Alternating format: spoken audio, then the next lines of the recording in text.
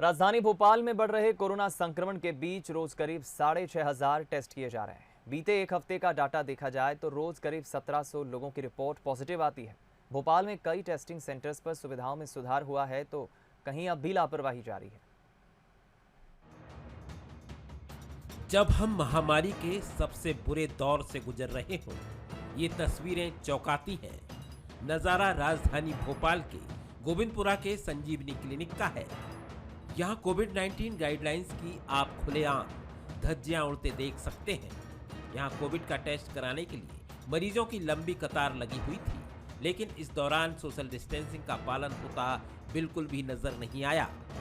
यहाँ लोगों के लिए ना तो पीने के पानी की व्यवस्था है और ना ही धूप से बचने के लिए कोई इंतजाम। इतना ही नहीं, बुजुर्गों और महिलाओं के लिए बैठने तक के इंतजाम नहीं है।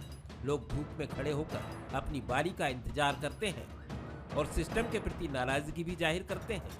टेस्टिंग के लिए लगी इस लंबी कतार को मैनेज करने के लिए भी कोई अधिकारी या कर्मचारी मौजूद नहीं रहता है।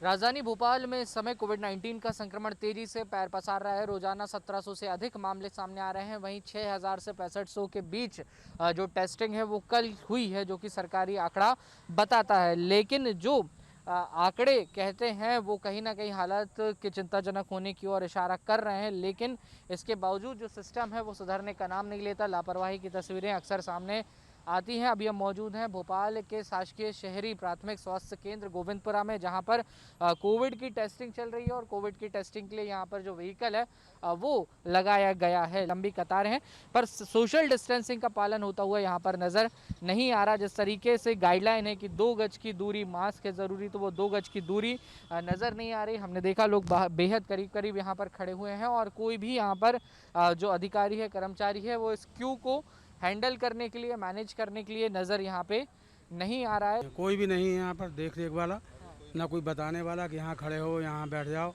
बस अपने मन से खड़े हो जाओ, आके अपने मन से चलते रहो बस। ना डिस्टेंसिंग का पालन भी कोई करवाने वाला नहीं है, कहीं कोई नहीं है। अपनी मर्जी से अपन को जो करना है वो करते रहो। मतलब जो सिस्टम है, जो व्यवस्था है, इससे नाखुश हैं आप? बिल्कुल नाखुश हैं, कोई सवाल ही पैदा नहीं हो। कहाँ है देखो, आप खुद ही देखो, अपने आप में देखो, आप कोई एक आध आदमी दिख रहा हो कर्मचारी, तो कोई नहीं है सर। कोई भी नहीं है यहाँ पर। यहाँ तो बस लाइन से चले जाओ अपने, और चले उनने लगाया, निकल जाओ बाहर। ये स्थिति है, जो लोग हैं वो कहीं ना कहीं सिस्टम से नाराज हैं, परेशान हैं, क्योंकि व्यवस्था यहाँ पर कुछ नहीं है। कहीं ना कहीं इस बात का डर है कि ये संक्रमित हैं, बीमार हैं, इनमें सिम्टम्स हैं, इसलिए यहाँ पर टेस्ट कराने पहुंचे हुए हैं। ऐसे में अगर कोई इनके बीच में संक्रमित हो तो संक्रमण फैलने का खतरा भी कहीं ना कहीं बढ़ जाता है। कैमरामैन विजय शेजकर के साथ बंसल न्यूज के लिए भोपाल से वासु चौरे।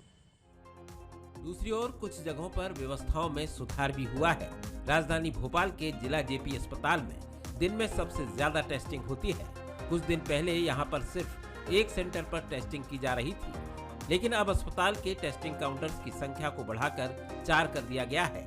इसमें भी रैपिड एंटीजन और आरटीपीसीआर टेस्ट अलग अलग किए जा रहे हैं, जिसके चलते मरीजों की लगने वाली लंबी कतार अब कम हो गई है।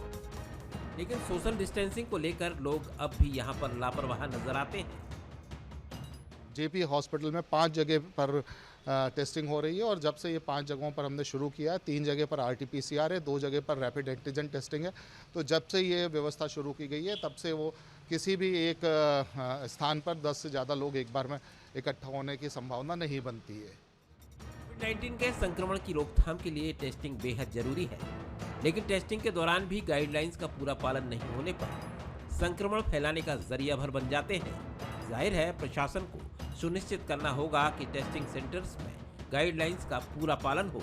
कैमरामैन विजय शेजकर के साथ वासु चौरे, बंसल न्यूज।